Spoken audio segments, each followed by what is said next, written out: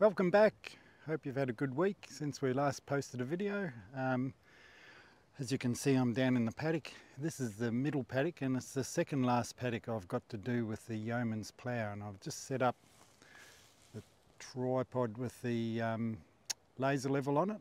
It's been a godsend that having a laser level. I used to have an old dumpy that you had to sight through and someone on a staff, and changing over to a self-propelled laser level has been a godsend. I don't have to yell at Tanya because she doesn't like me yelling at her. But this paddock, I've done the first half, marked out the contours, and as you can see, I've got a wee gully that runs up through there, and there's a ridge either side. So I've marked those contours that I'm going to run to with the plough, and then down the bottom here, it flattens out and it's quite straight across, about the same contour.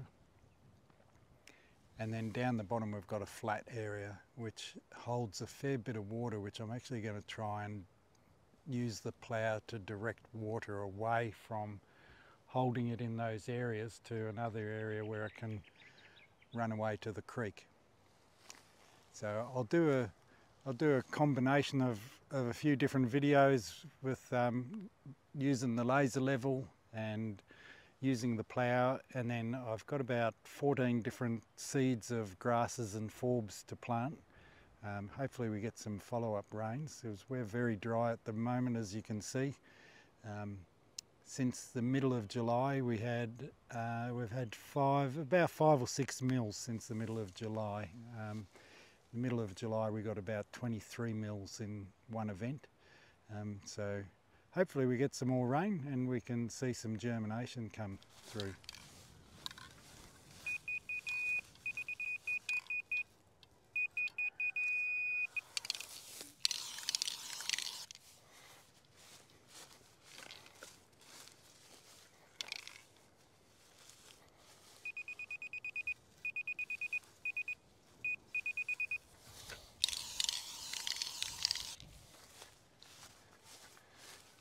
You can really see how easy it is to get your contour sorted. And I'm going to use the opportunity to where I come from the gully, where I come around to the ridge, I'll try and put a difference of a tractor width on the downhill side by the time I get to the ridge, so I can hopefully, the idea is to help channel water to the ridge, because that's the driest part of the paddock and the water follows down through the gully. So if we can redirect it to the ridge lines, we should hold moisture in the ground longer in those areas. Fingers crossed. If anyone's got some comments, we had lots of comments last time I put up a video on the Yeomans Plow, and they were very helpful, because this is the first year of using the Yeomans, and I'm coming from a building background to a farming career now. There's a big change in learning skills, so any comments will be welcome.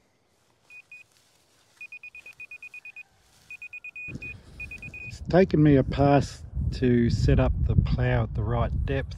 It's seeing as it's so dry, it's doing a good job. I'm only travelling at walking pace, but I had it set at I'll show you on the plough. So the wheels here set the depth of the tines in the ground down there, and the coulters are pretty close to the tines, so that's doing a nice cut across the top of the soil.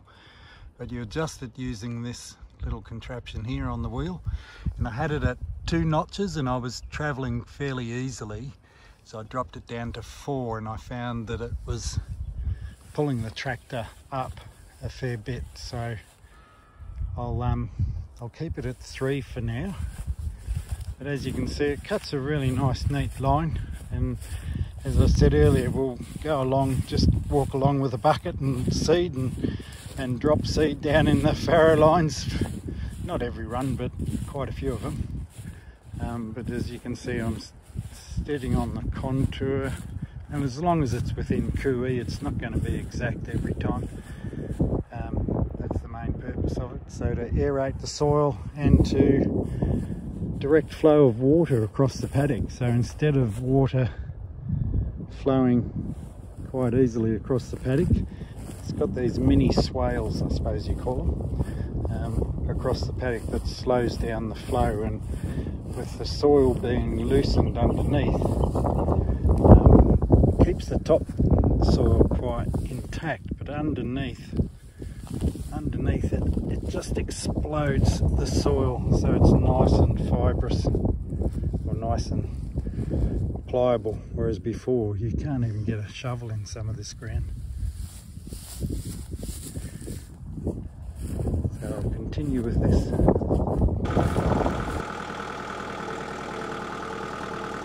This is the next day, running along with the plough. It's an amazing amount of force that you can feel with the plough trying to rip through the ground. It's doing a really nice, neat job of cutting through the soil. It's getting down to about 5 or 6 inches. That's about all I could get down without pulling the tractor up all the time. But if you look up towards up the hill, you can see it looks like a whole heap of little terraces.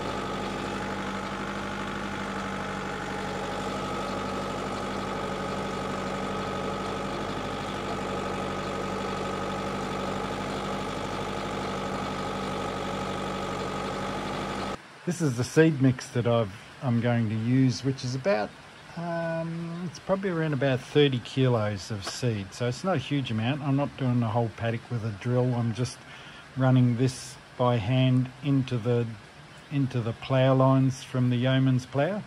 And if you're wondering why it's so dark, it's because I've put in about a 20-litre bucket of sifted compost and around about 2 litres of diluted worm juice from our worm farm to inoculate the seeds. So it is pretty grubby running your hands through it, but I've been tipping it in and out of the buckets and trying to mix it all up so it's all covered. And hopefully I'll put it in the description, the types, the seed and the quantity that I've used, so you can get a gauge of that. But this is going out tomorrow, so I'll let it inoculate for 24 hours and We are getting a wee bit of rain at the minute, so it's not a huge amount, but as you can see the difference between there and under cover, it's at least the ground is a little bit wet, but I'd like it to rain a bit more, but it doesn't look a lot on the horizon. That's the direction the rain's coming from, but it's sort of skirting around us at the moment, so we'll see what we get by the end of the day. It's been another week of no rain, and it's time to water the trees again to give them the best chance of survival. It's quite pleasant watering the trees while I'm watching the sheep play. Little Kevin there, the motley coloured one, there he goes. He was jumping around and carrying on. But I might move these girls into the front paddock tomorrow and give this paddock a break. I think they've been here just over a week, so, and as you can see down in the distance there, my cover crop where the pigs were is starting to come along nicely. Luckily no one's broken into there, so my fence is working, which is good. But they are well behaved sheep. I do like them. I came down to move the sheep and the cows that we've got together, and there's one over there lambing. So we'll get these other ones out and we'll run her back up into the pig area, which is up there.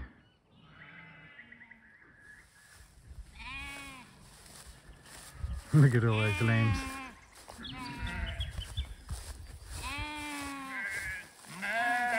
Oh, they finally worked it out. They've had me walk around up and down the paddock for the last 5-10 minutes.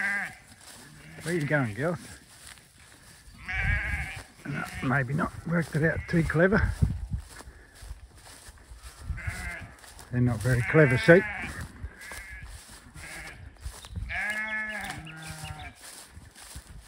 Come on, girls.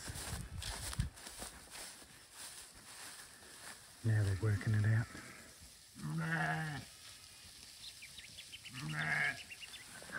Some of them.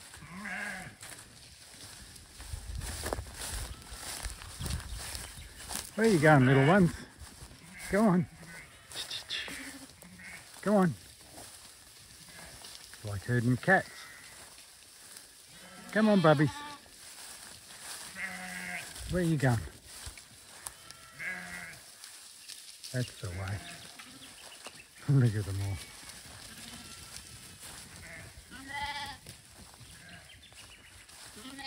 Come on, Kev. Go on, go through.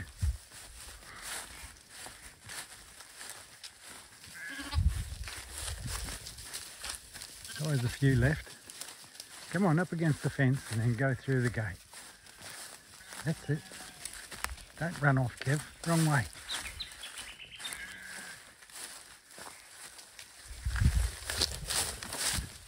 Go on. Through the gate. That's the way. Funny little things. Now they're all up in the front. That'll keep them busy for a few days.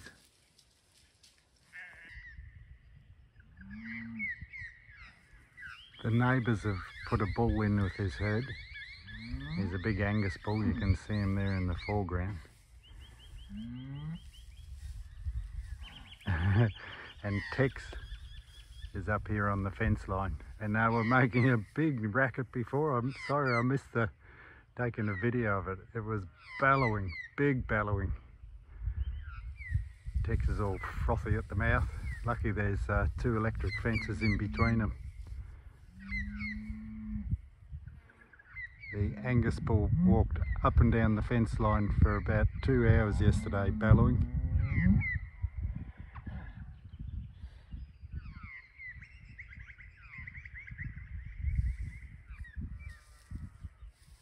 Not going to make any more noises now.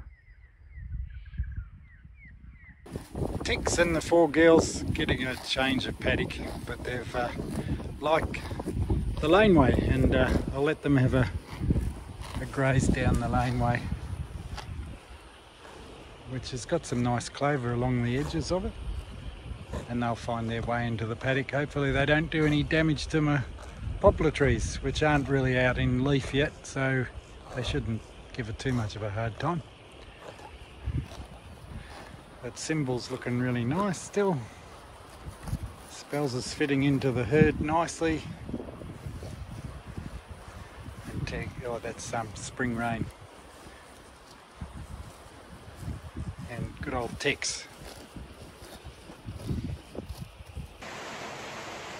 Thanks for watching this week's update.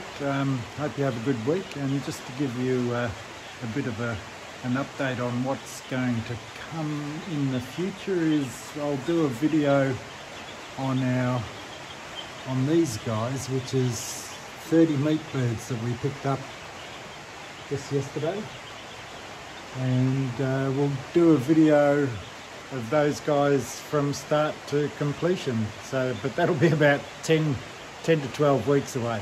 So we'll keep you updated on that. Have a good week.